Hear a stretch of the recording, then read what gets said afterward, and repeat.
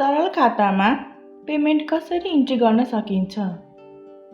नमस्कार, अब हामी सरल खातामा पेमेन्ट कसरी इन्ट्री गर्न सकिन्छ भनेर सिक्छौँ। सरल खाताको एपमा तलतिर पी बटनमा क्लिक गर्दा पेमेन्टको फर्म खुल्छ। फर्म खोलिसकेपछि आजको मिति अटोमेटिकली आउँछ। भेन्डरलाई भुक्तानी नगदमा दिने भए क्याशमा क्लिक गर्ने अथवा ब्याङ्क मार्फत दिने भए सो ब्याङ्कमा क्लिक गर्ने अथवा वालेट मार्फत दिने भए सो वालेटमा क्लिक गर्ने।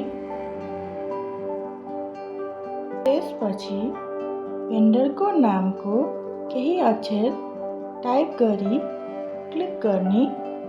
हामीले भुक्तानी दिनुपर्ने भेन्डरको नाममा क्लिक गर्दा भेन्डरको डिटेल्स आउँछ।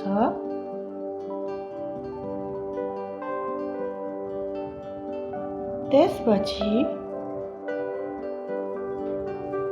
भुक्तानीको छोटकरीमा विवरण भर्ने।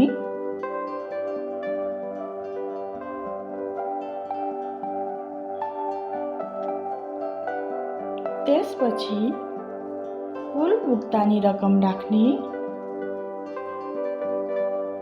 त्यसपछि तलको सेभ बटनमा क्लिक गर्ने। यसरी हामीले हरेक भुक्तानीको विवरण इन्ट्री गर्नुपर्ने हुन्छ।